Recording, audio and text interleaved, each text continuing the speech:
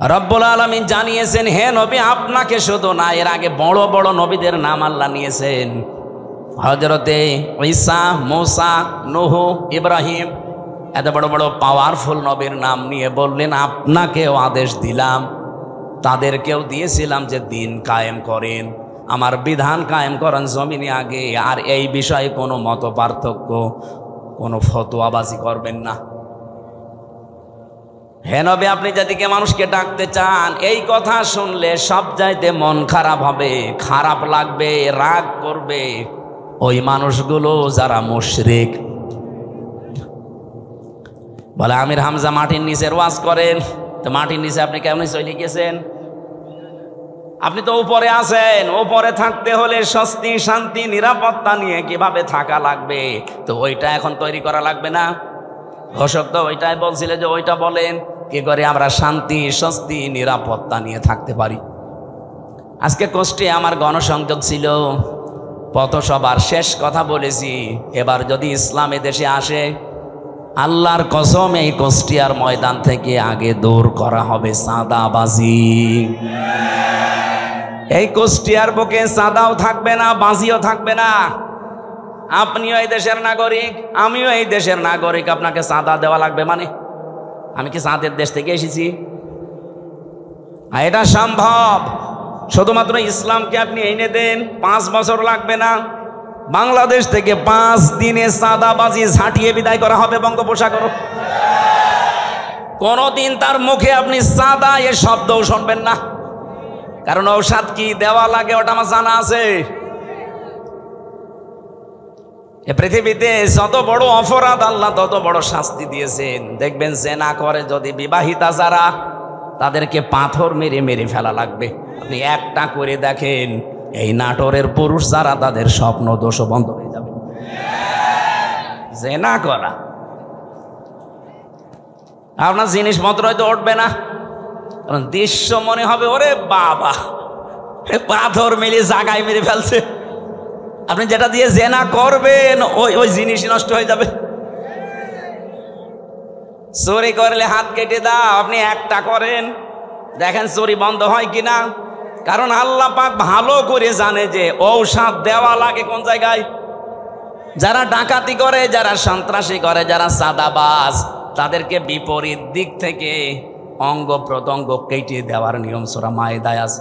একটা কেটে দেন, আপনাদের নাটোরের কেন্দ্রীয় মসজিদের সামনে অথবা জজকোর্টের সামনে নিয়ে, এই নাটোরে আর কিয়ামতের আগে চাঁদাবাজি হবে না। এটা সম্ভব এবং আমরা পারবো ইনশাআল্লাহ, সামনে আসবে।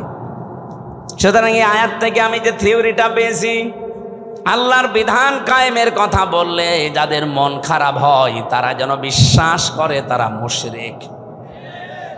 আপনি হয়তো বলতে পারেন কি আমি নামাজ পড়ে আসলাম, আরে ভাই আপনি টের পাচ্ছেন না যে কোনো কায়দায় আপনার দ্বারা শিরিক হচ্ছে, প্রকাশ্যে হোক গোপনে হোক।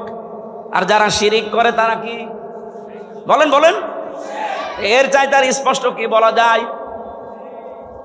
অবশ্যই আপনার দ্বারা কোনো না কোনো ভাবে শিরিক হচ্ছে, নয়তো আল্লাহ বলতো না যে কাবুরা আলাল মুশরিকিন, যে মুশরিকদের কাছে খারাপ লাগবে।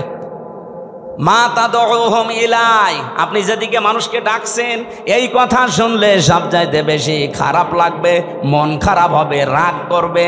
এমনকি ওয়াইদা তুতলা আলাইহিম আয়াতুনা বাজ্জিনাতিন তারিফু ফি ওয়ুহিল্লাযিনা কাফারুল মুনকার। এটা সূরা হজের 58 কি সূরা হজের 70-72 নম্বর আয়াতের ভেতরে আছে। রব্বুল আলামিন বলেন, হে নবী, যখন কোরআনের ব্যাখ্যাগুলো আপনি বিশ্লেষণগুলো তেলাওয়াত করে করে শোনাবেন, তখন দেখবেন বুঝে ফেলেছে যে কি বলতে চাই। আপনার প্রতি দেখবেন ওরা মাত্র শরবত নিয়ে, মিষ্টি নিয়ে আসবে না, ওরা আপনাকে মনে হবে খেয়ে ফেলবে। আমার তো মনে হচ্ছে আয়াতটা বাংলাদেশে এখন মিলে যাচ্ছে। বলে হুজুর কোরআনের কথা বলবেন, আমি কি এটা বাইরের কথা বললাম? কোরআনটা আমি আমার মন মতো গলার সুর দিয়ে আমি যখন তেলাওয়াত করি, আপনার ভালো লাগে। ওটা মাতৃভাষায় বলতে গেলে আপনার কাছে মনে হয় যে নিজের দিকে যাচ্ছে, নিজের দিকে যায়। এই কারণে, কারণ আপনি এই কাজগুলো দুনিয়ায় করেন। অনেক জেলায় যাওয়ার পরে আমার কানে কানে মুখ নিয়ে বলে, হুজুর আমার বিরুদ্ধে বলবেন না। আমি আপনার বিরুদ্ধে বলবো? আপনার আমি চিনি? কোথায় আমার বাড়ি? কুষ্টিয়ায়। কোথায় আপনার বাড়ি? সেই সিলেট, মৌলভীবাজার, সুনামগঞ্জ, সেই দোয়ারা বাজার, যেতেই লাগে 2 দিন। আমি আপনাকে জীবনে দেখিনি, চিনি না, আপনার বিরুদ্ধে বলবো কেন? যে না, আপনি যা বলেন আমি দেখি আমার বিরুদ্ধে যাই।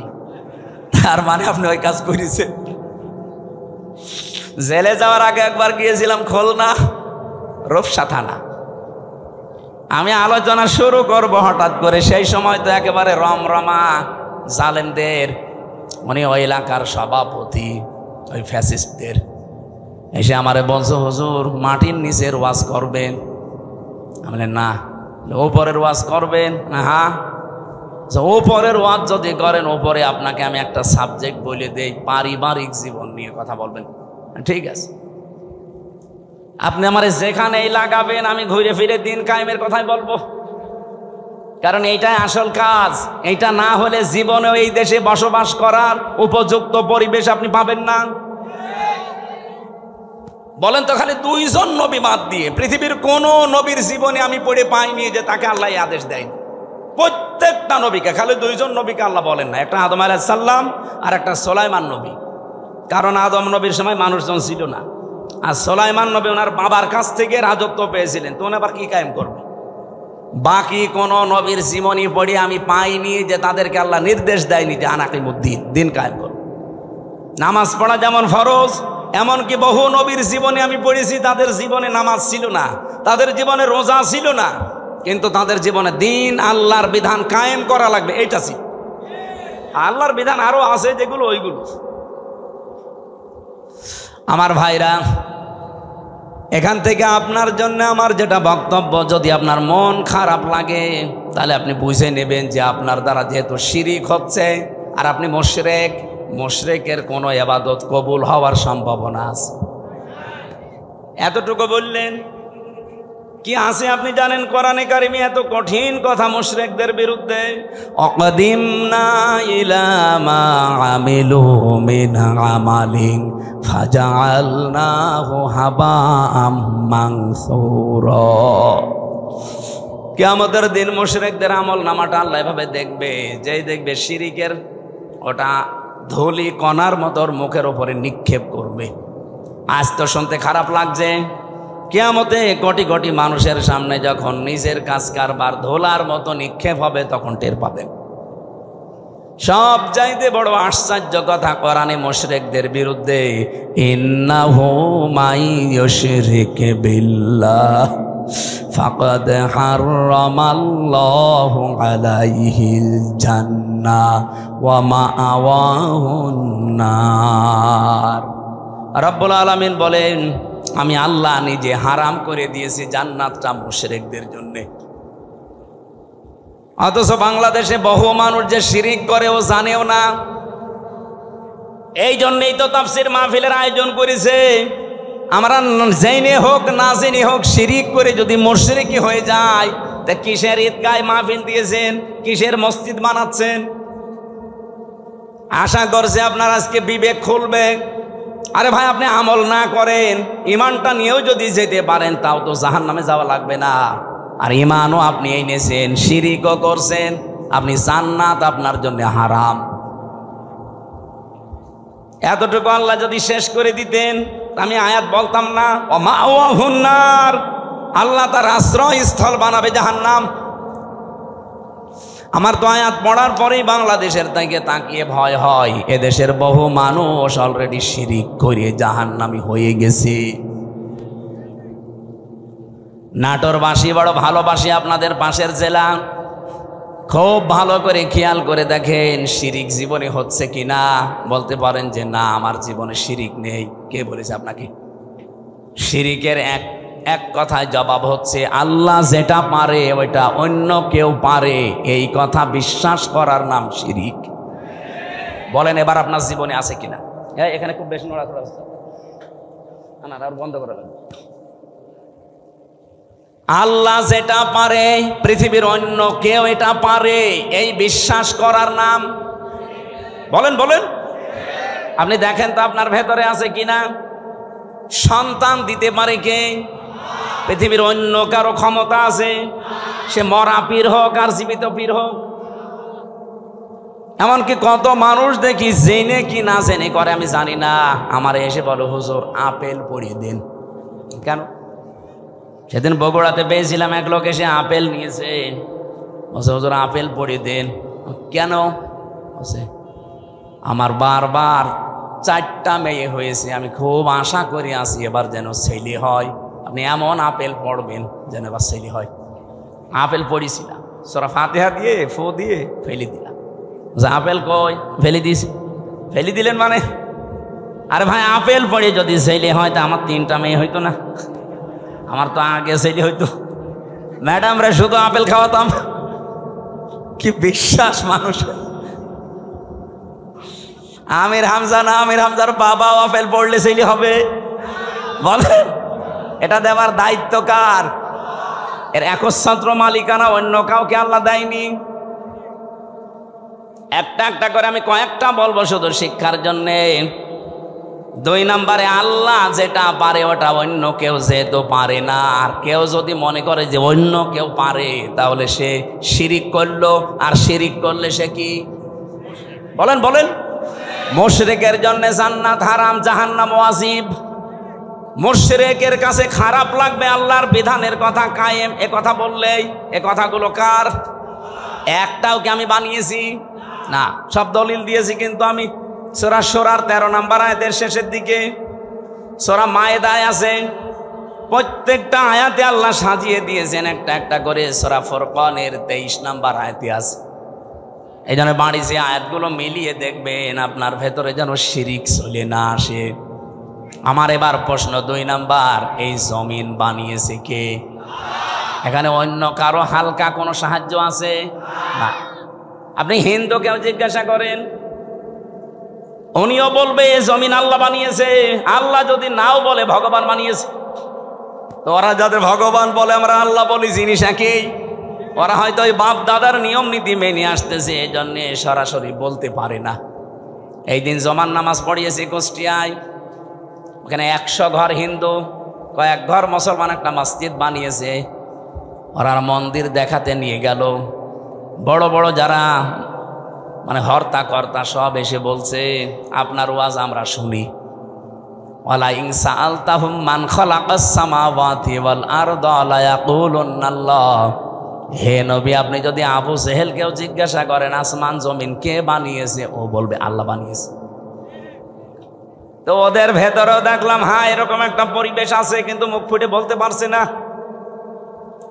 সবার ভেতরে আমার আল্লাহ আছে, কিন্তু এই মানুষটা হয়তো তার পরিবার অথবা তার সমাজের কারণে মুখ ফুটে বলতে পারে না। যাদের বিবেকটা কাজে লেগে যায় ওদেরকে আর থামাতে পারে না। সেদিন যশোরের এক কলেজের অধ্যাপক হিন্দু, ওনারে বলেছিলাম যে স্যার আপনি তো BCS ক্যাডার, আপনার জ্ঞান আছে আমি জানি, আপনি আমার ধর্মীয় গ্রন্থ কোরআন আরবিতে পড়ার দরকার নেই, আপনি পড়তে পারবেন না। আপনাকে আমি ইংরেজি ভার্সন দিচ্ছি অথবা বাংলা, একবার বুঝে বুঝে পুরাটা পড়বেন। 3 মাস সময় দিয়েছিলাম যে 3 মাস পরে আপনার সাথে আমি দেখা করব। 3 মাস পরে দেখি আল্লাহর বান্দা নিজের থেকেই মুসলমান হয়ে গেছে। এজন্য বিবেক যদি হালকা কাজে লাগে, ওরে আর আপনি ধরে রাখতে পারবেন না। কারণ পৃথিবীর মানুষ সবাই জানে যে পৃথিবীর সব ধর্মগুলো ভুয়া ধর্ম, বানানো ধর্ম, শুধু ইসলাম আল্লাহ পাঠিয়েছেন।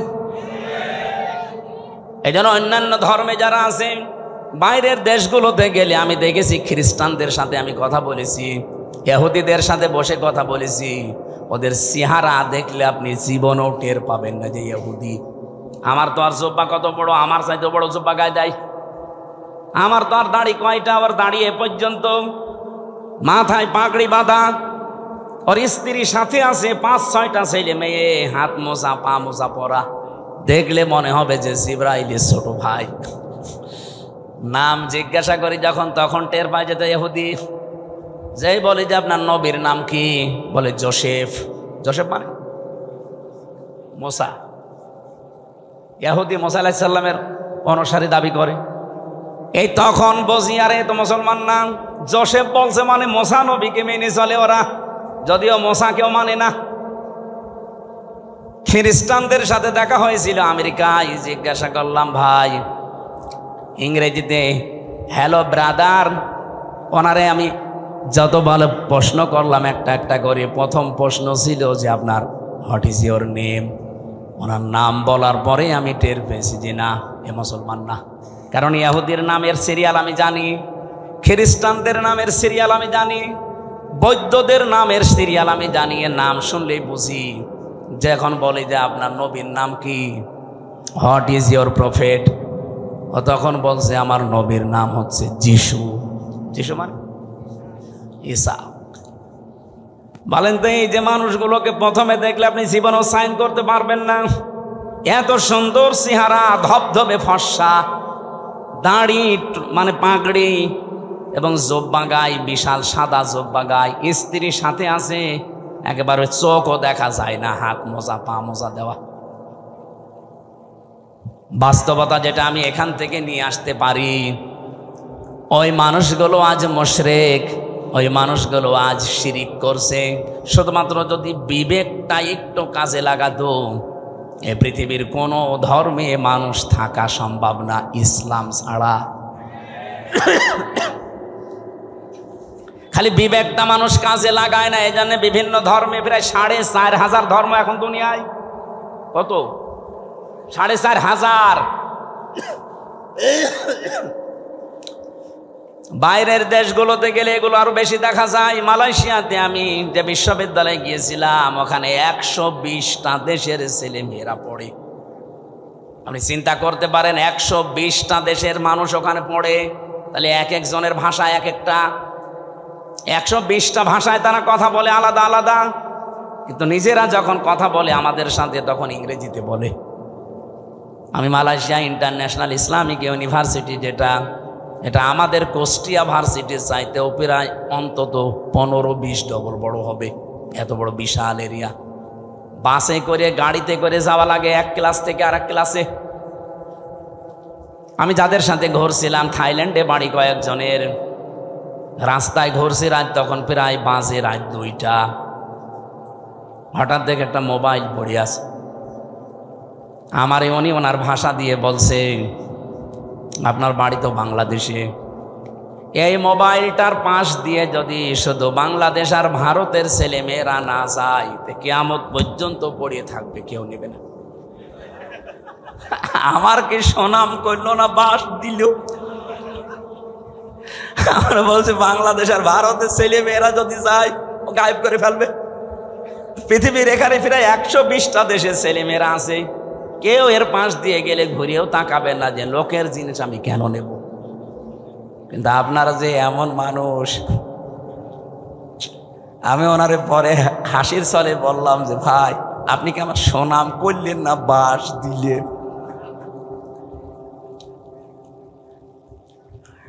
আমি যে কথা তুলেছিলাম, আজ বিবেকটা কাজে লাগিয়ে একটা বিসিএস ক্যাডার মাত্র 3 মাসের ভেতরে, উনি আরবিও পড়ে নাই, শুধু বাংলা আর ইংরেজি ভার্সন পড়ে অলরেডি মুসলমান হয়ে গেছে। আর আপনার কি হয়েছে? এবার আসেন, যারা বিশ্বাস করে যে জমিন আসমান আল্লাহ বানিয়েছে, আবু জেহেল যদি বিশ্বাস করে থাকে, না কিছু লাগবে না, একটু ভালো করে শোনেন তো। আপনি কোন দিকে তাকান? ওয়াজ দিয়েছেন, আপনি যদি না শোনেন না, আরো অ্যাক্টিভ হওয়া লাগবে। এভাবে ক্লাস করে মানুষ? আপনি কি পাস না? আপনি তো মানে ক্লাস করতে হলে অ্যাক্টিভ হওয়া লাগে। এইভাবে ক্লাস করা যায়? এই যে স্যার বসে আছে, জিজ্ঞেস করেন তো, এইভাবে ক্লাস নয় মানুষ। আরো অ্যাক্টিভ হন ভাই। আমি যে কথা বলি ওখান থেকে দেখবেন একটা শিক্ষা বের হবে। আমি আন্দাজে কোনো কথা পাঁচাল পারি না, অবশ্যই এখানে একটা শিক্ষা আছে, নাই তো বলতাম না। কি আছে সেইটা বের করার জন্য এই যে আন্টি শান্টি করছি। রব্বুল আলামিন বলেন, যেহেতু আসমান আর জমিন আমি বানিয়েছি, আলা লাহুল খালক ওয়াল আমরু তাবারাকাল্লাহু রব্বুল আলামিন। বানিয়েছেন যিনি, হুকুম চলবে তার, এ বিধানকার। তাহলে আপনার বিবেকের কি বলে যে জমিন আসমান আল্লাহ বানিয়েছে আর এখানে চলবে মানুষের তৈরি করা আইন? একটা কথা হইল। তাহলে আল্লাহ যেটা পারে ওইটা অন্য কেউ, তাহলে জমিন আল্লাহর বিধান চলবে, আল্লাহর এখানে অন্য কারো বিধান চলতে পারে না। যদি অন্য কারো আইন অন্য কারো বিধান আপনি চালাতে চান, আপনি অবশ্যই শিরিক করছেন। আর শিরিক করলে লোকটা কি? এইরকম মুশরিকের কাছে আল্লাহর বিধানের কথা বললে মন পাওয়া যাবে? তার কি হবে? রাগ হবে, গা জ্বলবে, মারতে আসবে। তাহলে বাংলাদেশে এবার বলেন তো 92% মুসলমান আমরা না 92% মুশরিক? আমাদের রাগ হয় কেন? দোষ তো আপনার না, আপনি শিরিক করে ফেলছেন। জমিন আল্লাহর, আপনি নিজে বলছেন এখানে আইন চলবে আল্লাহর, অথচ আপনি এমন এক দল করেন যে দল আল্লাহর আইন বিশ্বাস করে। তাহলে আপনার শিরিক হচ্ছে না? আর এই কথাটা আমি একটু বাংলা ইংরেজি আরবি মিলে বলতে গেলে আপনার রাগ হয় না? এরপরও আমি জানি কিছু মানুষের মন ফিরবে না, কারণ ওদের আবু জেহেলের মতো খতম করে দেওয়া। খাতামাল্লাহু আলা কুলুবিহিম ওয়া আলা সামিইহিম ওয়া আলা আবসারিহিম গিশাওয়া ওয়া লাহুম আযাবুন আযীম। হে নবী, আমি ওদের অন্তরের উপরে মোহর লাগিয়ে দিয়েছি। আপনি যতই সুন্দর করে বলেন, নবীজি আবু জেহেলের কাছে 350 বারের উপরে দাওয়াত নিয়ে গেছে, এরপরও লোকটার মন তৈরি হয়। আমার মনে হয় 350 বার না, আমি তো আপনার কাছে এই 11.5 বছর তো আমি ময়দানে, 3 বছর নয় জেলে ছিলাম, বাকি সময় তো বহুবার আপনি আমার আলোচনা, আলেমদের আলোচনা শুনেছেন, এরপরও আপনার পরিবর্তন হয় না। আলেমরা কি কোনো দিন বলেছে এই জমিনে আমরা আমার বাবার আইন তৈরি করতে চাই? সবারই এক কথা সামারাইজ করে দেখবেন, সবাই বলতে চাই এই জমিনে আমরা আল্লাহর আইন চাই। এইটা শুনলে যদি কারো রাগ হয়, সে যেন বিশ্বাস করে তার দ্বারা কোনো না কোনো ভাবে শিরিক হচ্ছে, আর শিরিক হলে সে লোকটা মুশরিক, এই জন্য তার গা জ্বলে। এবার কার খারাপ লাগবে এবার আপনি নিজে মিলিয়ে নেন, আপনি কি আসলে মুসলমান না মুশরিক? দরুদ আর সালাম পাঠ করার মাধ্যমে আমরা তেলাওয়াতকৃত আয়াত, যেটা আমি ছোট্ট ছোট্ট 2টা আয়াত পড়েছি, 6666টি আয়াত, এটা প্রসিদ্ধ, আর বিশুদ্ধ হচ্ছে 6236টা আয়াত। এর ভেতরে মাত্র 2টা আয়াত পড়েছি, আমি আগে পরও পড়তে পারতাম। এই 2টা আয়াত থেকে কিছু কথা তাফসির আকারে শোনাতে চান। আপনারা তাফসির মাহফিল লিখেছেন, অথচ এখন চলছে নবীজির জন্মের মাস, সিরাত লিখে দিলে আমরা ওইভাবে সাজাতাম। যেহেতু তাফসির লিখেছেন, আমরা তাফসির আকারে কথা বলবো, শুনবেন তো নাকি? রাখবেন। আমি আগে একটু তেলাওয়াত করে তাফসিরের যে মূল নীতি আছে 15টা একটা একটা করে বলবো, এরপরে আমরা ভেতরে যাব। আউযু বিল্লাহি মিনাশ শাইতানির রাজিম। তিলকা আয়াতুল কিতাবিল মুবিন। হ্যাঁ, এখান থেকে এবার একটা শিক্ষা বের হবে। রব্বুল আলামিন বলেন তিলকা, এই আয়াতুন, এটা বহু বচন। এই আয়াতগুলো যেগুলো এখন আপনাদের সামনে আমি বলবো, এই আয়াতগুলো হচ্ছে আল কিতাব। কিতাবের আগে আলিফ লাম আছে, এরপরে আছে মুবিন। আল্লাহ পাক বলেন এটা স্পষ্ট কিতাবের আয়াত। আমার প্রশ্ন হচ্ছে, কোরআন কি স্পষ্ট না অস্পষ্ট? না না, আপনার বলা ঠিক হয়। আপনি তো স্পষ্ট না কোরআন আপনার কাছে। এনামুল ভাই বললে বলতাম, আপনার এখন যদি আমি পেটে বম মারি, তিলকা মানে কি বলতে পারবেন? আপনার কাছে স্পষ্ট হয় কি করে? তার মানে আমি ওই মানের লোক চাচ্ছিলাম। এখান থেকে ডানে বামে এই আলেমগুলো যদি বলতো স্পষ্ট, আমি কম প্রশ্ন করতাম না। যারা সবাই একবারে বললেন আমার কাছেও কোরআন স্পষ্ট না, আপনি মিথ্যা বলেছেন। কিতাব যদি আপনি স্পষ্ট করতে চান, কিতাবের কাছে আসা লাগবে। কথা বলেন না কেন? আপনি এই যে বয়সে আছেন, এই বয়সে এখন মাদ্রাসায় ভর্তি হয়ে সময় দিতে পারবেন? এই কথা বললেন না? আপনার বয়স এখন 55 বছর, আপনি এখন মাদ্রাসায় ভর্তি হয়ে সময় দিতে পারবেন? ওই 8 বছর 9 বছরে ভর্তি হয়ে যেভাবে পড়ছে, পারবেন না। কিন্তু আল্লাহর একটা বিশেষ অনুগ্রহ এই বাংলাদেশের উপরে, এই দেশে এখন এমন একটা মাদ্রাসা, এমন একটা বিশ্ববিদ্যালয় আছে যেখানে ভর্তি হয়ে গেলে আপনাকে কোরআন শিখাবে। সেটা বাংলাদেশে জামাত ইসলামী। আপনি হয়ে দেখেন, 15টা পয়েন্ট পূরণ করা লাগে প্রতিদিন। এই লোকটা খুব শিক্ষিত না, আমি ওনাকে চিনি, ম্যাট্রিক পাসও করে নাই, কিন্তু এই জায়গায় আসার কারণে ওনাকে বিশ্ববিদ্যালয়ে ভর্তি হওয়ার সিস্টেম করে দেওয়া হয়েছে। প্রতিদিন কোরআন শরীফ শুদ্ধ করে পড়া লাগবে। আবার কয় আয়াত পড়বেন, বুঝে পড়েন না, আন্দাজে পড়েন, আবার লেখা লাগবে। 1 মাস পরে আবার দায়িত্বে যারা আছে তাদের দেখানো লাগবে। এর চাইতে বিশ্ববিদ্যালয় কোথায় পাবেন আপনি? আর আপনার যে বুড়ো বয়সে কোন ভার্সিটি আপনাকে নেবে? যেন আসেন এই বিশ্ববিদ্যালয়ে আপনাকে আলেম বানানো হবে। খুব বেশি দিন লাগবে না, মাত্র 6 মাস আপনি সময় দেন, আমি গ্যারান্টি দিচ্ছি আপনি এই দেশের বহু আলেমের চাইতে জ্ঞানী হয়ে যাবেন। আমার কথার অর্থ আপনি বুঝেছেন? আপনি স্পষ্ট হন কোরআনের কাছে এসে। বহু আলেম কোরআনের এই শব্দগুলো জানে না, কেন আলিফ লাম দেওয়া হয়েছে এটাও বলতে পারে না। আমার মনে হয় এখানে যদি 100 জন আলেম থাকে, 50 জন বলতে পারবেন যে আলিফ লামের নাম কি। আলিফ লাম 4 প্রকার। এখানে যেটা আছে এটা নির্দিষ্ট করার জন্য আল্লাহ দিয়েছেন। কেন দিলেন? এই পৃথিবীতে কিতাব বলতে একটাই, কোরআন শরীফ। কোরআন বাদ দিয়ে পৃথিবীর যত বই আছে সব কোরআনের ব্যাখ্যা। যেভাবেই লেখেন না কেন ওটা কোরআনের ব্যাখ্যার ভেতরে পড়বে। আপনি যদি চাঁদ নিয়ে লেখেন, চাঁদের কথা কোরআনে নেই, বলেন। যদি এই জমিন নিয়ে লেখেন, জমিনের কথা কোরআনে নেই। যেটাই করবেন ওগুলো আসলে কিতাব না, ওগুলো কিতাবের ব্যাখ্যা। কিতাব কয়টা? আরো জোরে, কেমন কিতাব? স্পষ্ট বলেন। আল্লাহ পাক বলেন, আলহামদুলিল্লাহিল্লাযী আনজালা আলা আবদিহিল কিতাবা ওয়া লাম ইয়াজআল লাহু ইওয়াজা। প্রশংসা করা লাগবে আমার। কেন? আমি আমার বান্দাকে কিতাব দিয়েছি। কিতাব কেউ দিতে পারে না, আল্লাহ নিজে পাঠিয়েছেন এটা তার বান্দার কাছে।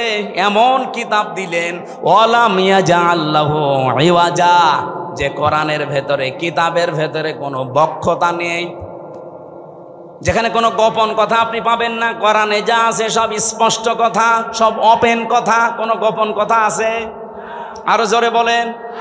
এই জন্য কোরআনের নিয়মই এইটা, এর কাছে যদি কেউ বুঝে শুনে আসে, সে আর জীবনেও গোপন থাকে না, সে ওপেন হতে চায়।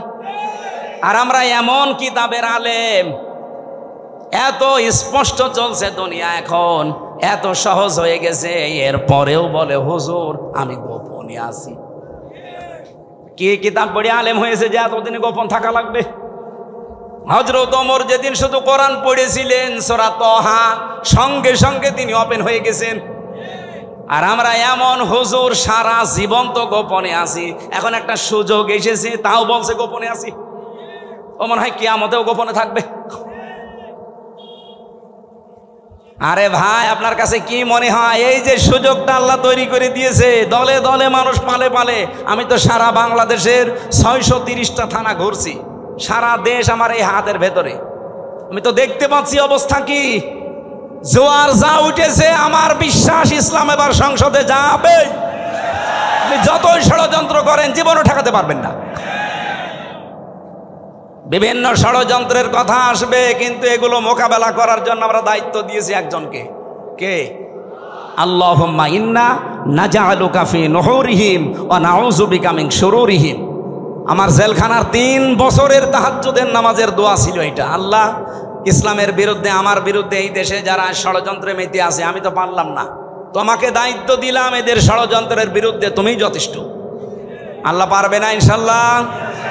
উনি যে পারবে তার প্রমাণ জাহাঙ্গীরনগর, যেখানে টয়লেটের ভেতরে নামাজ পড়া লাগতো ইশারায়, সেখানে আজ আল্লাহু আকবার ধ্বনি উঠতেছে। সুবহানাল্লাহ বলতে পারেন না?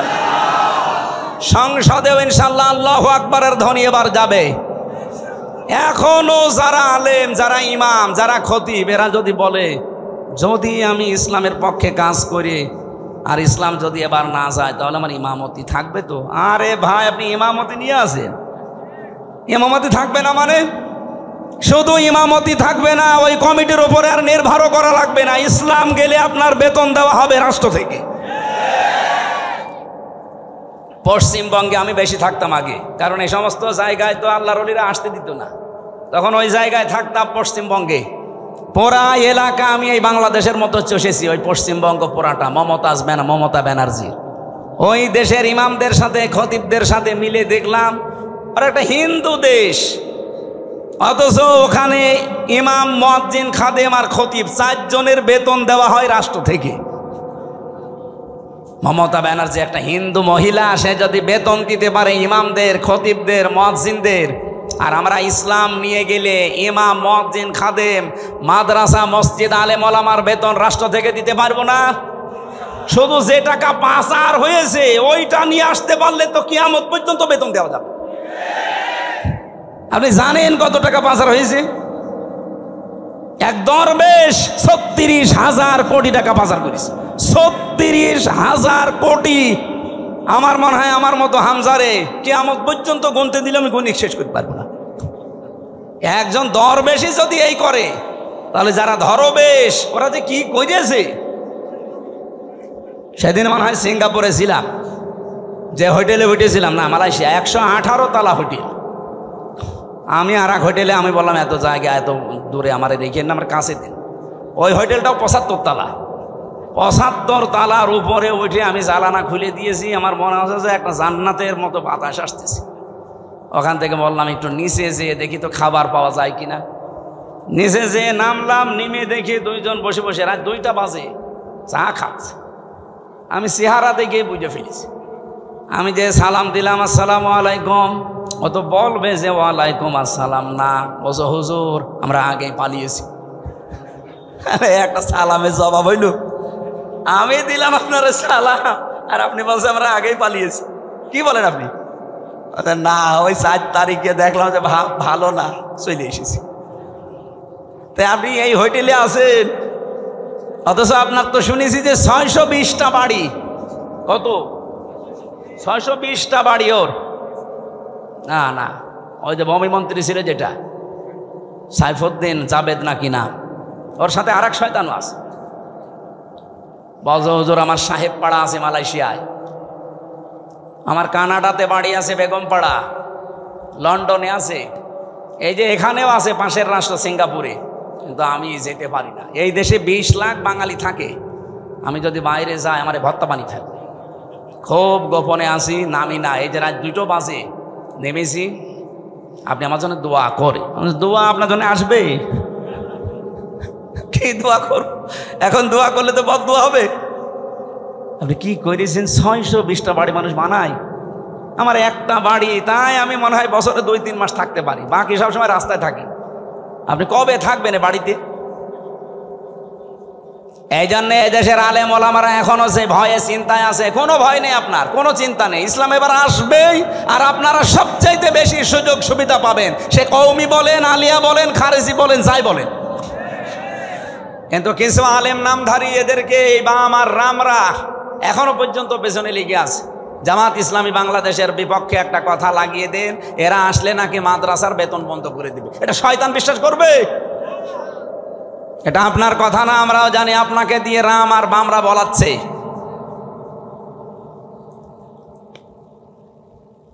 আমার ভাইরা, এখানে কিতাব যেহেতু স্পষ্ট, আমরা স্পষ্ট কথা এবার বলবো। এটা যদি কেউ রাজনীতির গন্ধ খুঁজে মনে করেন এটাও আমাদের মতো ধান্দাবাজি, এক চোর আর একজন কেউ চোর মনে করে, এই কথা বলেন না কেন? আমি তো কোরআনের আয়াত দিয়ে স্পষ্ট কথাই বলবো এবার। কিন্তু আপনার ভেতরে দোষ আছে, আপনি মনে করবেন আমিও মনে হয় আপনার মতো ধান্দাবাজ। না, আপনার মতো ধান্দাবাজ বাংলাদেশ জামাত ইসলামীতে নেই। কারণ এই দেশে জামাত ইসলামী একমাত্র দল যারা গ্যারান্টি দিয়েছে যদি এই দেশে রাষ্ট্র ক্ষমতায় তারা যেতে পারে, 1 টাকার মালিক তারা হবে না। আমিরে জামাত ঘোষণা দেয়নি যে এই দেশ থেকে যদি কেউ এমপি হয়, মন্ত্রী হয়, জামাত ইসলামী। কি কথা বলেন না কেন? আমার নিজের আসনে একজন আছে, উনি ঘোষণা দিয়েছে এই সিট রক্ষা করার জন্য আমি দরকার হয় 50 কোটি টাকা খরচ করব। আপনার কি লাভ? আমার 1 টাকা খরচও নেই, তোলার ধান্দাও নেই। আর আপনি 50 কোটি টাকা যদি খরচ করেন, আল্লাহর কসম আপনি 100 কোটি টাকা মারবেন। এরকম মারিং কাটিং যারা, তাদের মতো আমরা হব এবার। বলেন বলেন। ওরা তো আমাদেরকে এইটাই মনে করে, এই জন্য ট্যাগ দেয় যে এরা আমরা নাকি ইসলাম নিয়ে আমরা ব্যবসা করি। কে বলিস আপনাকে? আমরা ইসলাম নিয়ে ব্যবসা করি না, আমরা জান্নাতের টিকিট বিক্রি করি না। জান্নাতে যাওয়া যায় কি করে? আমরা রাস্তা দেখাই। আপনি এভাবে দেখান, আপনারটাও মানুষ যাবে। আপনি দেখাতে পারেন না, আপনি শুধু আছেন মারিং কাটিং এর ধান্দায়। বাবা শাহজালাল কুত্তা বিড়াল সব হালাল, সব হালাল করে নিয়েছে। কুত্তা বিড়াল কি সব হালাল? তো মানুষের কাছে তো মনে হচ্ছে সব হালাল হয়ে গিয়েছে। আল্লাহ এত শত শত ঘটনা দিয়েছেন কোরআনে, তার ভেতরে একটা ঘটনা আমাদেরকে শোনাচ্ছেন আশার সঞ্চার করার জন্যে। দেখেন তো আপনারা আশা জাগে কিনা। নাতলু আলাইকা মিন নাবাই মূসা ওয়া ফিরআউনা বিল হক। নাতলু মানে আমি তেলাওয়াত করছি। কে বলেন বলেন? আল্লাহ বলেন আমি তেলাওয়াত করছি আলাইকা আপনার কাছে বা আপনার উপরে আমি তেলাওয়াত করছি আপনার নিকটে। মিন নাবাই ঘটনা থেকে। কার ঘটনা? মূসা ওয়া ফিরআউনা, মূসা এবং ফেরাউনের বিল হাক্কি সত্য ঘটনা। তার মানে এখন যেটা বলা হবে এটা মিথ্যা। বলেন বলেন। আল্লাহ বলেন আমি সত্য ঘটনা দাও যেমন তেমন ভাবে না, যথাযথভাবে তোমাদেরকে আমি শোনাচ্ছি। হ্যাঁ, এটা শুনলে কি হবে? লিকৌমি ইউমিনুন, যে জাতির ভেতরে আমি আল্লাহর প্রতি বিশ্বাস আছে এই ইমানদারদের জন্য আমি বর্ণনা করছি। কি হয়েছিল শোনো, তোমরা তো ওই সময় ছিলে না। ইন্না ফিরআউনা আলা ফিল আরদি, অবশ্যই ফেরাউন এই জমিনের ভেতরে ছিল একজন স্বৈরাচার, সন্ত্রাসী, সীমা লঙ্ঘনকারী। আমি একটা শব্দ যদি বানিয়ে বলি, যারা এখানে বসেন তাদের জিজ্ঞাসা করেন, আমি আয়াতটা বাংলাদেশের সাথে মিলিয়েছি। বলেন তো আল্লাহ ১৫০০ বছর আগে না হাজার হাজার বছর আগের ঘটনা এটা। এই নাজিলি হয়েছে এই ঘটনাটা ১৫০০ বছর আগে। তিনি বললেন এই পৃথিবীর জমিনে একজন ফেরাউন ছিল, সে ছিল সীমা লঙ্ঘনকারী। কি করেছিল সে?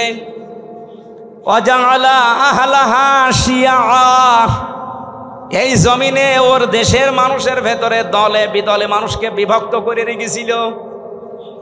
আমাদের বাংলাদেশের দিকে তাকান, এই ৫৪ বছরে বহু মানুষ এই দেশে দায়িত্বে এসেছে, তাদের একমাত্র টার্গেট ছিল ইসলাম যেন এক জায়গায় হতে না পারে।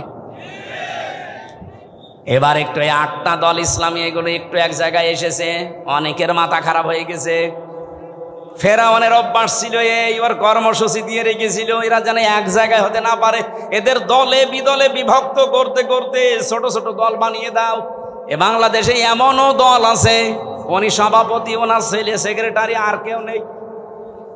কি আমি বানিয়ে বললাম? জেলখানায় আমার সাথে একজনের দেখা হয়েছিল, ওনার নাম আব্দুল মতিন। উনি হচ্ছে আল্লাহর দলের সভাপতি সারা বাংলাদেশের। ওনারে বললাম যে ভাই আপনি তো সভাপতি, সেক্রেটারি কে? বলছে আমার ছেলে। আর লোক বলছে আর কেউ নেই। ওইটাও একটা দল, আল্লাহর দল। এরকম দলে বিদলে বিভক্ত করে রেখেছে। ৭৩টা দল চলছে বাংলাদেশে এখন, শুধু নিবন্ধিত দল ৪৯টা। বাংলাদেশে আরো যেগুলো আছে আমি সেইদিন হিসাব করে দেখলাম ৭৩টার উপরে। তাহলে এই যে ফেরাউন এই কাজ করেছিল হাজার হাজার বছর আগে, আর এই লেডিস ফেরাউনও আমাদেরকে দলে বিদলে বিভক্ত করে রেখেছিল এই কয় বছরে। ফেরাউনের সাথে দেশের কাজ মিলছে না। ফেরাউনের কাজ আর একটা ছিল,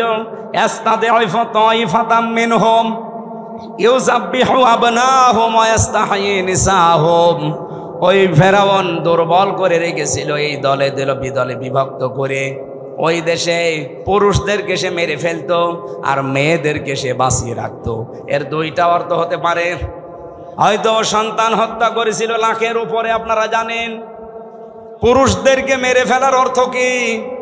এই ফেরাউন লেডিস যেটা বিদায় নিয়েছে এইটাও কিন্তু এই কাজ করেছিল। পুরুষদেরকে সরাসরি হয়তো জবাই করে মেরে ফেলেনি, কিন্তু একটা মানুষ যোগ্যতা সম্পন্ন হওয়ার পরে শুধু দলীয় পরিচয় দেখে তার চাকরি হয়নি, তার মানে তাকেও মেরে ফেলার সাথে। আমি কথা বোঝাতে পারিনি?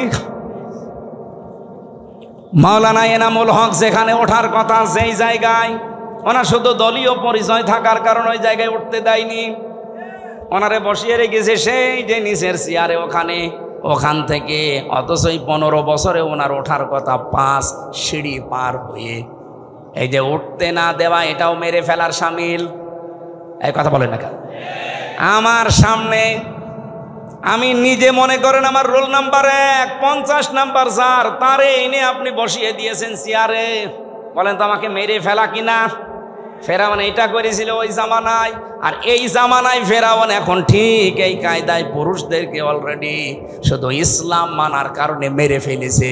ঢাকা বিশ্ববিদ্যালয়ে মাদ্রাসার ছাত্রছাত্রীরা ভর্তি হতে পারবে না, অথচ আমার চাইতে অনেক অগা আছে ভার্সিটি ভর্তি হতে পারবে। ইসলামকে তারা কোন জায়গায় নিয়েছে? ক্লাস 5 এবং 8-এ বৃত্তি পরীক্ষায় আগে 100 মার্ক ছিল, এই জালেমরা এসে ওইটাও তুলে দিয়েছে। এর যে কিছুদিন আগে 2 নবীর নাম নিয়ে যিনি বসে আছেন, ডক্টর মোহাম্মদ ইউনুস, কয় নবী? 2 নবীর নাম। অথচ গানের মাস্টার নিয়োগ দিল, শরীর চর্চার মাস্টার নিয়োগ দিল, 1 থেকে 5 পর্যন্ত একটা আলেম মাওলানা নিয়োগ দিতে পারে নাই। এই কথা বললেন না কেন?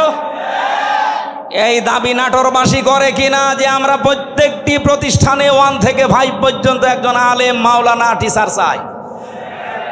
এই দাবি আছে কার? দেখে লিল্লাহি তাকবীর। দেখেন তো, হাত তোলেন কে? দেখেন, এটা রেকর্ড হচ্ছে, তোলেন। আপনি কোরআনের পক্ষে আছে এটা আজকে হাত তুলে দেখান। ডক্টর মোহাম্মদ ইউনুসের কাছে যদি নাও যায়, এটা আরো সে চলে গেছে ইনশাআল্লাহ।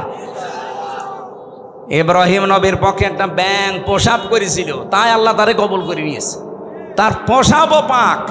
আর আপনি আজকে কোরআনের শিক্ষার পক্ষে হাত তুলে কিয়ামতের দিনে এই হাত আপনাকে জান্নাতে নেওয়ার জন্য চেষ্টা চালাবেন ইনশাআল্লাহ। আমার ভাইরা, তাহলে পুরুষদেরকে মেরে ফেলতো আর মেয়েদেরকে সে বাঁচিয়ে রাখতো ভোগ করার জন্যে, অথবা তাদেরকে দিয়ে জেনা ব্যভিচার করিয়ে করিয়ে সমাজটা নষ্ট করার জন্যে। ইন্নাহু কানা মিনাল মুফসিদিন, আল্লাহ পাক বলেন নিশ্চয় সে ছিল ফাসাদ সৃষ্টিকারী, সীমা লঙ্ঘনকারী, বিশৃঙ্খলাকারী। এ পর্যন্ত আল্লাহ যদি শেষ করে দিতেন, এই আয়াতগুলো আমি বলতাম না। এবার একটা আশার বাণী শুনিয়েছেন, ওয়ানুরিদু আন্নামুন্না, আল্লাহ পাক বলেন আমি একটা ইচ্ছা করলাম। এই এদিকে তাকা, ইচ্ছা করছে আমির হামজা কে? আরো জোরে বলেন। আল্লাহ বলেন আমি একটা ইচ্ছা করলাম। কি? আন্না মুন্না, আমি অনুগ্রহ করব, দয়া দেখাবো, আলাল্লাযীনা, তাদের উপরে, আলাল্লাযীনা ইসতাদঈফু ফিল আরদ, এই জমিনের ভেতরে ফেরাউন যাদেরকে দুর্বল করে রেখেছিল, জুলুম, অত্যাচার, নির্যাতনের স্টিম রোলার চালিয়ে যাদেরকেও দুর্বল করে রেখেছিল ওই বনি ইসরাইল মুসা নবীর দলকে, আমি চাইলাম, আমি আল্লাহ ইচ্ছা করলাম তাদেরকে জমিনে একটু কিছু দয়া দেব। কি দয়া দেব? ওয়ানাজআলাহুম আইম্মাতান, আমি চাইলাম যে তাদেরকে জমিনের নেতা বানাবো। আল্লাহ কিন্তু নেতা বানার আরম্ভ করে দিয়েছে। এই কথা বলেন না কেন? এতটুকু না, ওয়ানাজআলাহুমুল ওয়ারিসিন, আমি চাইলাম এই জমিনের উত্তরাধিকারী তাদেরকে বানিয়ে দেব। আমার তো মনে হচ্ছে খাপের খাপ মুমতাজের বাপ মিলে যাচ্ছে। এখন যদি মনে করেন না ওদের সাথে মেলছে, আমাদের সাথে মেলে না, আপনার সাথে মেলবে কি করে? আপনার আদর্শ আছে, আপনার চরিত্র আছে। রাত 9টার পরে তো আপনার পা ঠিক মতো মাটিতে পড়ে না। আপনার চরিত্র কিসের? আপনি লাল পানি খান, আপনি ডাইল খান, আপনি বাবা খান। আল্লাহ কাদের উপরে দয়া করেছে এটা দেখা লাগবে। যাদের উপরে ফেরাউন জুলুম, অত্যাচার, নির্যাতনের স্টিম রালি চালিয়েছিল, আমার তো মনে হচ্ছে 54 বছরে যাদের উপরে মিথ্যা তহমত দিয়ে, উল্টাপাল্টা কথা দিয়ে জাতির কাছ থেকে আলাদা করে রেখেছিল, বিশেষ করে 15.5 বছরে সবচাইতে বেশি জুলুম, অত্যাচার, নির্যাতন যে দলের ওপরে করা হয়েছে, ওই দলকে আল্লাহ একটা অনুগ্রহ দিয়ে তাদেরকে জমিনের নেতা বানাবে এবং শাসন ক্ষমতা তুলে দেবে। আপনি বলেন মিলছে কিনা, যদি না মেলে আমি আয়াত পড়বো না। আমার তো কোরআন হাদিস পড়ে দেখতে পাচ্ছি হ্যাঁ একেবারে 100% মিলে যায়। অনুমাক্কিনা লাহুম ফিল আরদ, আল্লাহ বলেন আমি চাইলাম জমিনে আমি তাদেরকে ক্ষমতায় বসাবো। অনুরিয়া ফিরআউনা ওয়া হামানা ওয়া জুনুদাহুমা, আর আমি দেখাবো ফেরাউনকে হামানকে, হামান মানে মন্ত্রী, ফেরাউনকে আল্লাহ দেখাবে। এখন লেডিস ফেরাউন এখনো বেঁচে আছে, ওকে আল্লাহ দেখাবে। এমনকি ওর মন্ত্রী পরিষদ যারা পালিয়ে আছে তাদেরকেও দেখাবে। ও জুনুদাহুমা, এমনকি তার সৈন্যবাহিনী, তার দলের লোক যারা, তাদেরকেও আল্লাহ নিজে দেখাবে। এখানে ফাইল কর্তা আল্লাহ নিজে। কি করবেন? মিনহুম মা কানু ইয়াহযারুন, যাদেরকে নিয়ে ওরা সবসময় ভয়ে থাকতো, যাদের বিরুদ্ধে মিথ্যা তহমত দিয়ে জাতির কাছ থেকে আলাদা করে রাখতো, আল্লাহ তাদেরকে বসিয়ে ওদেরকে দেখাবে। এই সিদ্ধান্ত কার? আপনার রাগ হয় কোন কারণে? আজ ডাকশো জাকশো রাখশো চাকশো শাকশো সব জায়গায় যদি বিজয়েরা হয়, এ সিদ্ধান্ত নিয়েছেন কে? আরো জোরে। আপনার রাগ হয় কোন কারণে? আল্লাহ সিদ্ধান্ত নিয়ে এটা করছে, জমিনের শাসন ক্ষমতা আল্লাহ তাদের দেবে। এ জমিনের উত্তরাধিকারী এবার হবে ইসলাম। আরো জোরে বলেন ঠিক কিনা? এটা দেখতে চান না চর্ম চোখে? 54 বছর তো বিভিন্ন জিনিস আমরা আনকমন দেখেছি, এবার একটু দেখি না কেমন কি লাগে। খালি ইসলাম 5 বছর লাগবে না, 2 বছর চলবে। এই বাংলাদেশ মিনি জান্নাত যদি না হয়, আপনাই আমার কাছ থেকে বুঝে নেবেন। খালি 2 বছর চলতে দেন, কোরআনটা দিয়ে 500 আইন আছে এর ভেতরে। 151 জন যদি এবার যেতে পারে না কোরআন বুকে নিয়ে, এদেশ ঠান্ডা করতে কাউকে লাগবে না, 151 জনই যথেষ্ট। এক এক অধিবেশনে একটা একটা করে আইন পাশ হবে, আর বাংলাদেশের মানুষের ভাগ্যের চাকা খুলে যাবে। মালয়েশিয়ার মতো দেশ 2004 সাল থেকে 21 বছরে তারা দাঁড়িয়ে গেছে, আর আমরা 54 বছরে দাঁড়াতে পারি নাই, শুধু এই ডাকাতদের কারণে। 1628 জন মানুষ এখন দায়িত্বে আছে। এই মানুষগুলো হযরতে ওমরের মতো বানিয়ে দেন, আল্লাহর কসম এই দেশটা মিনি জান্নাত হয়ে যাবে। প্রশাসনের উপরে যেই মানুষগুলো এখন দায়িত্বে আছে, এদের উপরে যে বৈষম্য চলছে, ইসলাম আসলে এটা প্রথম দূর করা হবে। এই যে পুলিশের 2,13,000 পুলিশ আছে। আগের জামানার কথা বাদ দিলাম, জালেমদের সময়, এখন প্রায় 2 লাখ পুলিশই অন্তত ভালো, 13,000 একটু খারাপ আছে। এরপরও ওরা যে বাম হাতের ইনকাম করে, শুধু দোষ ওদের না। আমরা কোরআনে কারিমকে এবার যদি সত্যি জায়গা মতো নিয়ে যেতে পারি, সর্বপ্রথম হাত দেওয়া হবে এই দেশের প্রশাসনে। ওদের প্রথম কাজ হবে, ওরা মেনে চলবে ওদের আইজির কমান্ড। বাংলাদেশে কোনো নেতা খেতা কোনো নেত্রীর কথা ওদের শোনা লাগবে না। 2 নম্বরে 8 ঘন্টা ডিউটির পরে যেই কয় ঘন্টা ওরা ডিউটি করে জনগণের জন্য, ওভার টাইম হিসাবে মাস শেষে বেতন দেওয়া লাগবে। 3 নম্বরে এই যে আজ নাটোর নলডাঙ্গা থানা থেকে, এটা কয় কিলো জানি না আমি, কয় কিলো? 4 কিলো। এই 4-8 কিলো পথ ওরা এখানে এসেছে, এখানে থাকবে সারাদিন। মনে করেন সে দুপুরবেলা এসে এগুলো দেখছে, ওদের খাবার দাবার নাস্তা, এরপরে এই যাওয়া আসার যে বিল, এগুলো কিন্তু ওদের নিজেদের পকেটের টাকা। ওই যা বেতন পায় ওখান থেকে কেটে নেয়, ওখান থেকে খরচ করে। অথচ ওর ওপরে ওর মা বাবা স্ত্রী সন্তান সবগুলো ডিপেন্ডেন্ট। কথা বলেন না কেন? তো ও কি করবে? ওই 32,000 টাকা দিয়ে যখন চলে না, তখন ওই মাম হাতের ইনকাম করে, আর তখন ওদের খারাপ বলি। একটা মানুষ খারাপ হয় কেন? ওই রাস্তাটা বন্ধ করে দেন, ও খারাপ হবে না। পুলিশ যদি এখানে কেউ থাকে, আপনি তারা জিজ্ঞাসা করে দেখেন, আজকে যদি সে দুপুরে এখানে এসে থাকে, খাবার খাওয়া, চা নাস্তা খাওয়া, যাওয়া আসার সব বিল ওর পকেটের। কেন? ও কি ওর বাবার কাজ করছে না আমাদের কাজ করছে? যে সমাজের কাজ যখন করবে, এই বিল সমাজের অথবা সরকারের দেওয়া লাগবে না? এটা দেওয়া হয় না। এরকম প্রত্যেক জায়গায়। আমি যে ওসিকে পড়াতাম কুষ্টিয়ায়, সেই 11 সালে, ওনার বেতন ওই সময় মনে হয় কত 42,000 টাকা ছিল, আমার সঠিক মনে নেই। 42,000 টাকা বেতন, অথচ ওনার বউ আর মেয়ে আর ছেলে 3 জন ঢাকাতে যে ফ্ল্যাট নিয়ে থাকে, 52,000 টাকা বেতন। তো কি ফেরেশতা জিবরাইল দিয়ে যাবে? এই কারণে শেষে একটু এদিক এদিক করে বলতে, হুজুর দোয়া করেন আল্লাহ যেন মাফ করে দেয়। আমরা এবার আর দোয়া না, এবার একেবারে এই যে 151 জন যদি যেতে পারে, একটা একটা করে আইন পাশ হবে, আপনারাও শান্তিতে থাকবেন। প্রশাসনে হোক, বিচার ব্যবস্থায় হোক, ইসলামী অর্থনীতিতে হোক, সবাই আমরা এই দেশটাকে সাজিয়ে নিতে চাই। সুতরাং এই দেশে আর চাঁদাবাজি হবে না, এ দেশে মানুষ মার্ডার হবে না, ধর্ষণ বললাম না, সব নদোষ বন্ধ হয়ে যাবে। আল্লাহ রাব্বুল আলামিন এরকম একটা পরিবেশ আমরা চাই না। মেয়েরা যারা এসেছে তাদের সম্মান দেবেন, কারণ এই পৃথিবীতে আল্লাহ যখন কারো উপরে রাজি হয়, খুশি হয়, তখন তার বাড়িতে একটা মেয়ে পাঠায়। সুতরাং আমার প্রতি আল্লাহ খুশি হয়েছে, আমার বিশ্বাস, কারণ তিনটা মেয়ে আল্লাহ আমাকে দিয়েছেন। এই তিনটা মেয়ের উপরে যদি আমরা দায়িত্ব পালন করি, 1 নম্বরে তাকে পেয়ে খুশি হওয়া, 2 নম্বরে তার ভালোবাসা আদর করা, তার পেছনে খাওয়া দাওয়া করানো যে খরচ আছে, 3 নম্বরে তাকে দ্বীনের শিক্ষা দেওয়া, 4 নম্বরে সৎ পাত্রে পাত্রস্থ করা।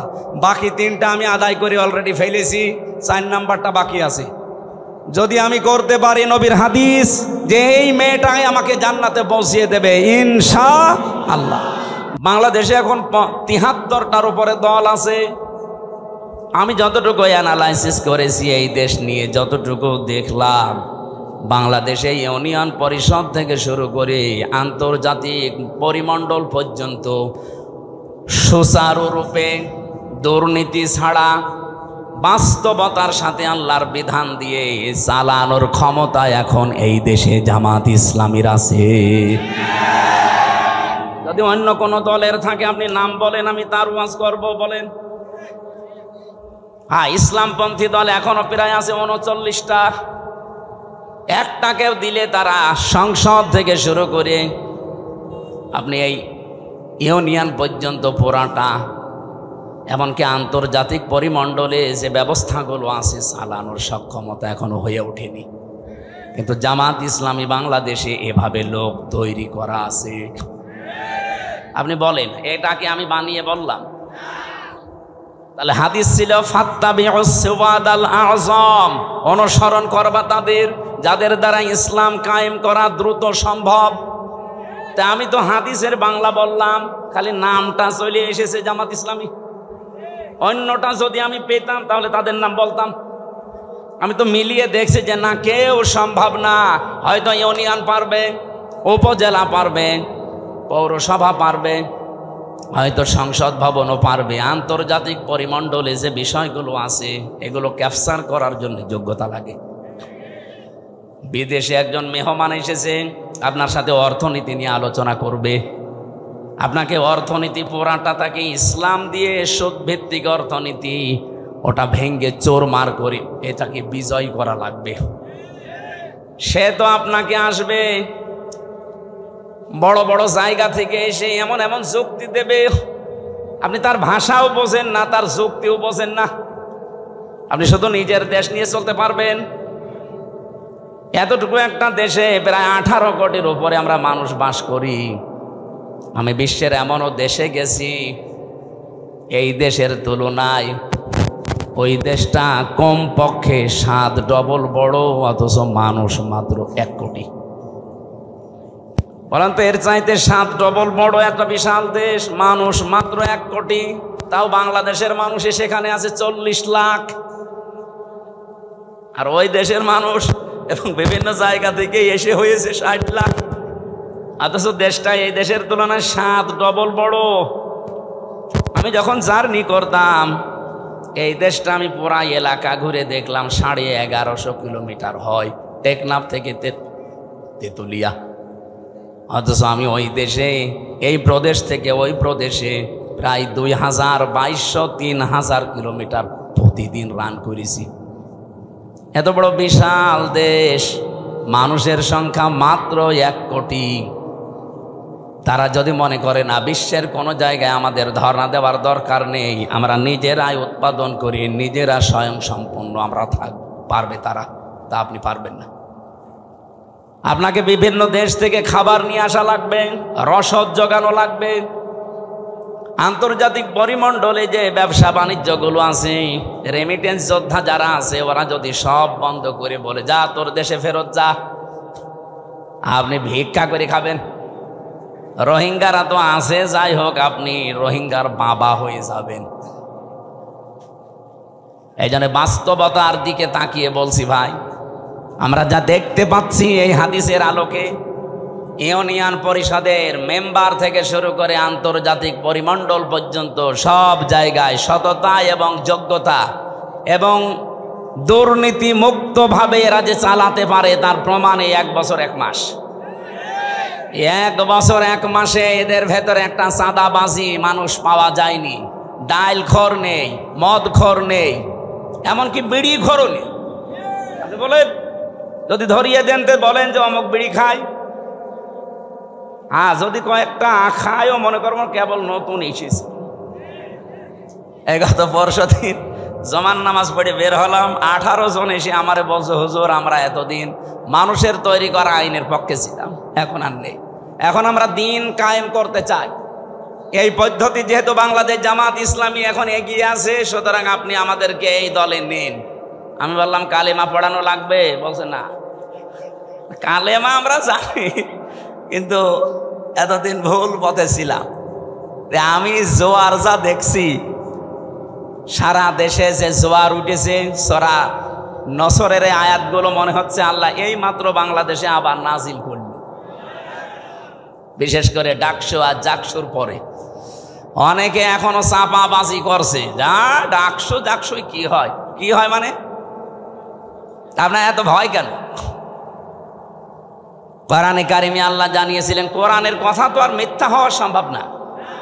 ইদা জা নাসরুল্লাহি ওয়াল ফাত, যখন আসবে আল্লাহর সাহায্য তখন আপনি বিজয় দেখতে পাবেন। আর বিজয়ের সূচনা কি, নমুনা কি, সিমটাম কি, চিহ্ন কি, এগুলো আল্লাহ একটা একটা করে দিচ্ছেন। ওয়ারাআইতান নাসা ইয়াদখুলুনা ফি দীনিল্লাহি আফওয়াজা, আপনি হে নবী আপনি দেখতে পাবেন দলে দলে পালে পালে মানুষ ইসলামে প্রবেশ করছে। ইসলাম মানে জামাত ইসলামী না, ইসলাম মানে যারা দিন কায়েম করতে চায় জমিনে, এটাই আসল ইসলাম। এদেশে বহু ইসলাম আসে, তারা দিন কায়েম করতে চায় না, তারা আরো বিরোধিতা করে। এই কথা বলেন না কেন? এই জন্য অনেক আলেম লেগে গেছে ইসলামী আন্দোলনের বিরুদ্ধে। একামতে দিন যারা কায়েম করতে চায় তাদের বিরুদ্ধে ফতোয়াবাজি পর্যন্ত অনেক নাম করা আলেম করছে। আমার নাম ধরা লাগবে? এগুলো তাদের মুখের কথা না, ওদেরকে বলানো হচ্ছে। আপনি দেখেছেন এই দেশের একজন নাম করা পীর, সে পর্যন্ত স্ট্যাটাস দিয়েছে যে এতদিন আমরা জামাতি ইসলামীর বিরোধিতা করতাম, আওয়ামী লীগের পামে পড়ি। ও সব বলে ফেলিস যে ওদের ধোঁকাবাজিতে, ওদের প্রতারণায়, ওদের কথা মতো বিরোধিতা করতাম। এখন দেখছি এই দেশে ইসলাম ইউনিয়ন থেকে সংসদ পর্যন্ত পূর্ণাঙ্গভাবে চালানোর সব জায়গায় লোক আছে জামাত ইসলামের। অন্য কাউকে দিলে তারা পারবে না, অন্য কোন হুজুর পার্টিকে দিলে তো পারবেই না। এমনকি জেনারেলকে দিলে আপনি দেখবেন বাবা শাহজালাল সব হালাল হয়ে গেছে। আমরা কি ওই দৃশ্য আর দেখতে চাই না? চ্যাম্পিয়ন হয়েছে পরপর কয়েকবার, এবার এই দেশ চ্যাম্পিয়ন হবে ইসলাম দিয়ে ইনশাআল্লাহ। এই জন্য আমি নাম নিলাম না, কারণ আলেমদের একটা মর্যাদা আছে। এরা যদি ফিরে আসতে চায় তাহলে এরা আল্লাহর দরবারে আলেম, আর যদি এই অবস্থায় থাকে এদের মরণ হবে বালাম বিন বাওরার মতো। আলেমদের মর্যাদা এত বেশি পড়েছি আমি হাদিসে। বিশ্বনবী জানিয়েছেন কিয়ামতের দিন, আমি এটা এই যে কয়েকদিন আগে আসলাম মদিনা থেকে, মদিনার ইমাম যিনি মসজিদে নববীর অনেক খুতবা দিচ্ছিলেন এলেমের উপরে, ওনার শেষ কথা ছিল এইটা। হাদিসটা উনি আরবিতে পড়ার পরে ব্যাখ্যা করছিলেন আবার আরবি দিয়ে। আমি বাংলায় বলছি, উনি যে কথা বললেন এটার সারমর্ম এটা, কিয়ামতের দিন আলেমদেরকে আল্লাহ যখন বিচার করবেন ওদেরকে আল্লাহ পর্দা দিয়ে ঘিরে নেবেন, আলাদাভাবে ঘিরে নিয়ে বলবে, মাওলানা এনামুল হক এই করেছিলি, জিজ্ঞাসা করবে এই করেছিলি, প্রত্যেকটা কথার জবাব দেওয়া লাগবে যে হ্যাঁ। রব্বুল আলামিন ওর মুখের কাকতি মিনতির দিকে তাকিয়ে বলবে, গোপনে তোরে মাফ করে দিলাম, কাউকে বলবি না, জান্নাতে চলে যা। কিন্তু সে আলেমও তো আবার থাকা লাগবে।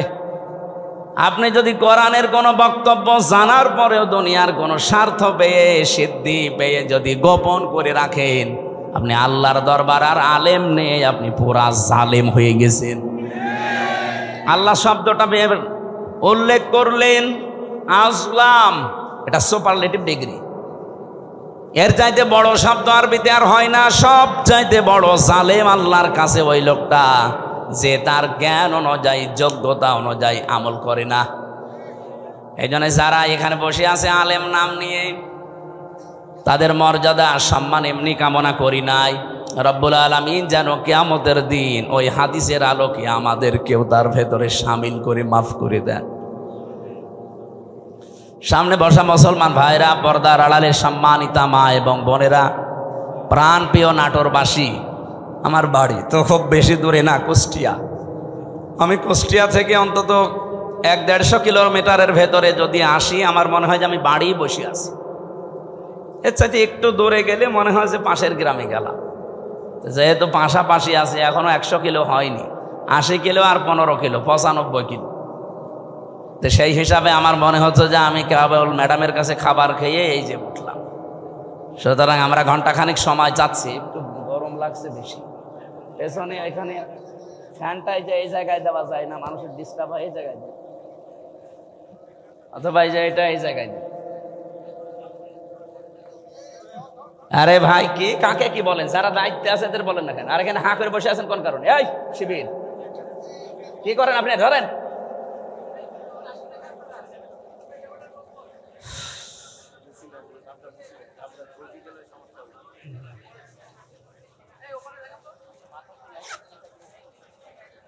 হ্যাঁ দেন, এটা দেন, এই ফ্যানটা দেন, এই ফ্যানটা দেন।